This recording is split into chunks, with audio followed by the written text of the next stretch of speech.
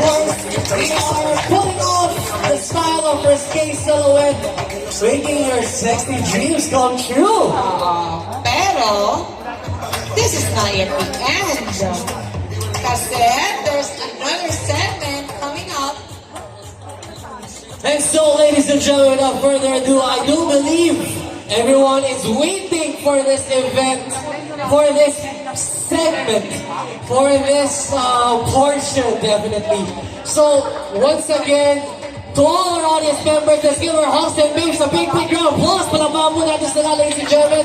We do hope na kayo pagod kumalakpak because they need it. They need that support, ladies and gentlemen. So, host and babes, you guys are truly sexy. You made all our audience members